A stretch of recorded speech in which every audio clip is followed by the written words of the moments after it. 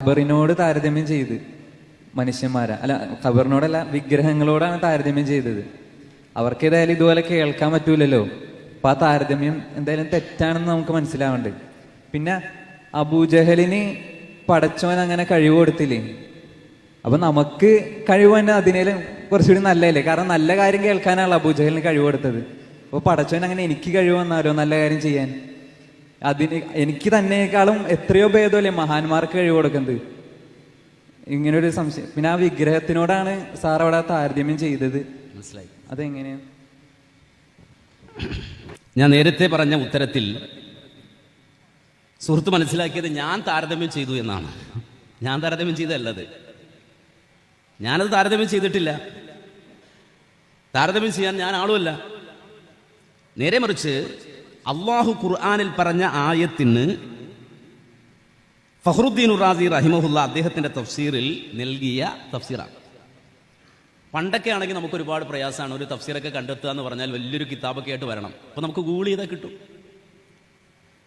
സൂറത്ത് യൂനുസിന്റെ ഞാൻ ഓതിയ വയഅ്ബുദൂന മിൻ ദൂനില്ലാഹി മാ ലാ യദുർറുഹും വലാ യൻഫഉഹും വഹഉലാഇ ശുഫാഉന ഇൻദല്ലാഹ് വയഖൂലൂന ഹഉലാഇ ശുഫാഉന ഇൻദല്ലാഹ് എന്ന സൂറത്ത് യൂനുസിന്റെ ആയത്തിന്റെ തഫ്സീറിൽ ആ ആയത്തുകൾ ഇങ്ങനെ വിശദീകരിക്കുമ്പോൾ ഞാൻ ഒറ്റ വാചകത്തിൽ ലഫ്ദിൽ അത് പറഞ്ഞുതരാം. വറാബിഉഹാ, ഈ ആയത്തിന്റെ 4ാമത്തെ തഫ്സീർ അന്നഹും വദഉ ഹാദിഹിൽ അസ്നാമ വൽ ഔഥാൻ, അവർ വിഗ്രഹങ്ങളെയും അതുപോലെ തന്നെ ഈ പറയുന്ന ബിംബങ്ങളെയും സ്ഥാപിച്ചു.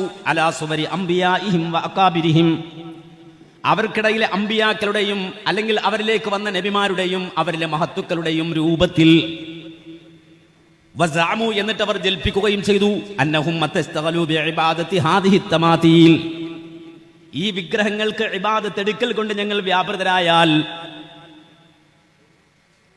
ഫഇന്ന ഉലൈകൽ അകാബിർ, ഈ മഹത്തുക്കളായ ആളുകൾ തകൂനു ശുഫാഅ ലഹും ഇൻദല്ലാഹ്, അല്ലാഹുവിന്റെ അടുക്കൽ ഞങ്ങൾക്ക് വേണ്ടി ശുപാർശ ചെയ്യുന്നവരായി തീരും എന്ന് അവർ വിശ്വസിച്ചു.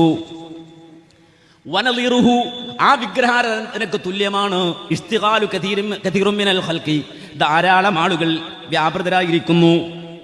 ബിതഅലീമി ഖുബൂരിൽ അകാബിരി, മഹത്തുക്കളുടെ ഖബറുകളെ വന്ദിക്കൽ കൊണ്ട് ബഹുമാനിക്കൽ കൊണ്ട്.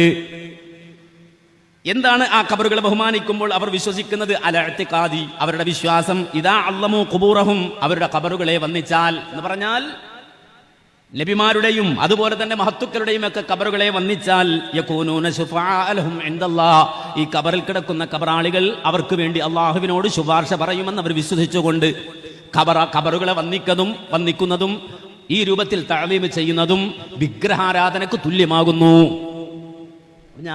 ഞാൻ കൊണ്ടൊന്നല്ലത്, ഇത് ലോകത്ത് ഞാൻ ഇരിക്കുന്ന എത്രയോ കൊല്ലം മുമ്പ് കേരളത്തിൽ കേരള നൂത്തുൽ മുജാഹിദ് എന്ന പ്രസ്ഥാനം ഉണ്ടാകുന്നതിന് എത്രയോ മുമ്പ് തഫ്സീറുകളിൽ രേഖപ്പെടുത്തി വെച്ചിരിക്കുകയാണ്. അല്ലെങ്കിൽ ഉസ്താദിനോട് പോയി ചോദിക്കുക, അങ്ങനെ ഉണ്ടോ ഉസ്താദ് തഫ്സീറിൽ?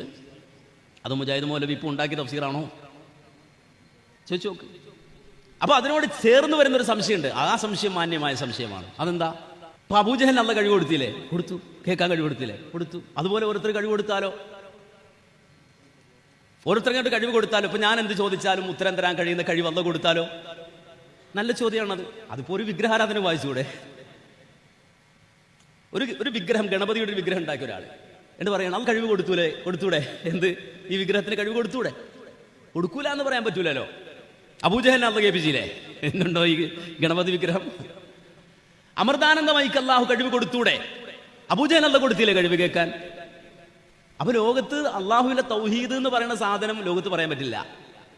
കാര്യം ഇങ്ങനൊരു ചോദ്യം വരുന്നത്, അള്ള കഴിവ് കൊടുത്തൂടെ? ഇന്നല്ലാഹു അലാ കുല്ലി ഷൈഇൻ ഖദീർ, അള്ള എല്ലാത്തിനും കഴിവുള്ളവനല്ലേ? അങ്ങനെയുണ്ട് ചില ആളുകൾ ചില ചോദ്യങ്ങൾ ചോദിക്കാൻ.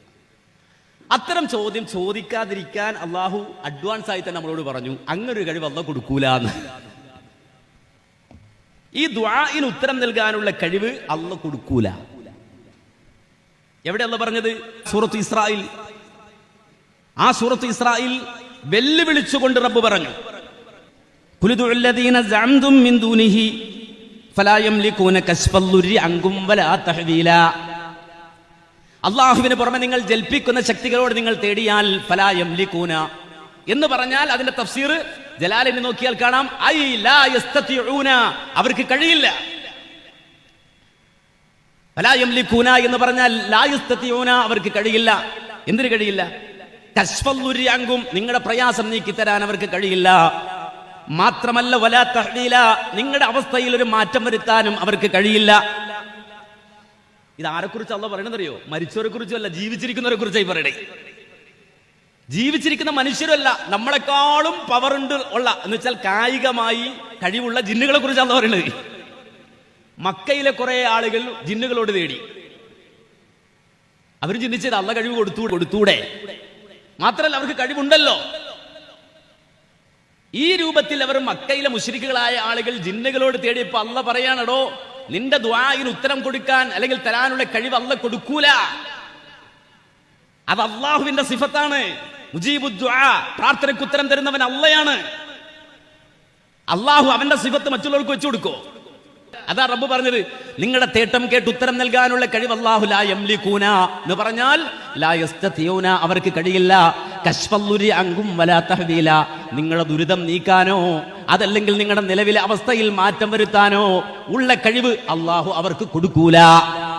എന്ന് മാത്രമല്ല, ഉലൈകല്ലദീന യദ്ഊന യബ്തഗൂന ഇലാ റബ്ബിഹിമുൽ വസീലത അയ്യുഹും അഖറബ്, നിങ്ങൾ വിളിക്കുന്ന ആളുകൾ തന്നെ നിങ്ങൾ ആരോടാണോ തേടുന്നത്? മുഹീദി ശൈഖിനോടാണോ? നിങ്ങൾ ആരോടാ തേടുന്നത്? മുഹമ്മദ് റസൂലുള്ളാഹിയോടാണോ? നിങ്ങൾ ആരോടാ തേടുന്നത്? ഇബ്രാഹിം നബിയോടാണോ? നിങ്ങൾ ആരോടാ തേടുന്നത്? ഇസ്മായിൽ നബിയോടാണോ? നിങ്ങൾ ആരോടാ തേടുന്നത്? ജിന്നുകൾ, മുസ്ലിം ജിന്നുകളോടാണോ? കാഫിർ ജിന്നിന്റെ കാര്യം ഇവിടെ വിഷയമല്ല കേട്ടോ. ഇവിടെ കാഫിർ ജിന്നല്ല, ഇവിടെ മുസ്ലിം ജിന്നാണ്. നിങ്ങൾ മുസ്ലിം ജിന്നിനോടാണോ തേടുന്നത്?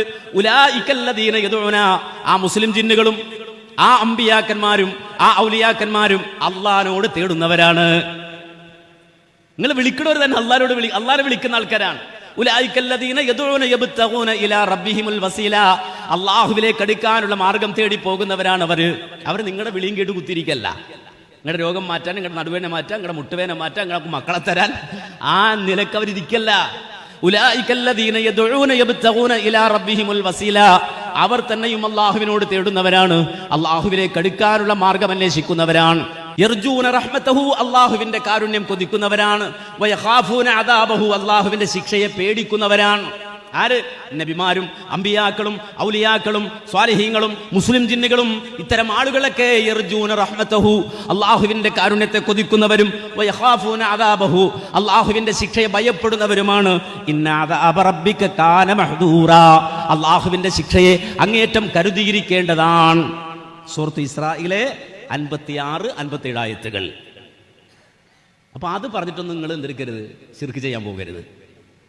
ഇത് ആർക്കും പറയാൻ പറ്റുന്ന ന്യായമാണ്. കല്ലിനോട് തേടുന്നവനും പറയാം അള്ളക്ക് കല്ലിന് കഴിവ് കൊടുത്തൂടേടോ, അള്ള മരത്തിന് കഴിവ് കൊടുത്തൂടെ, അള്ള ജിന്നിന് കഴിവ് കൊടുത്തൂടെ, അള്ള ശൈത്താന് കഴിവ് കൊടുത്തൂടെ, അബൂജഹൽ അള്ള കേൾപ്പിച്ചില്ലേ, അമൃതാനന്ദ ഭായി അള്ള കേൾപ്പിച്ചൂടെ. അങ്ങനൊന്നും ശിർക്കിന് ന്യായം ഉണ്ടാക്കണം.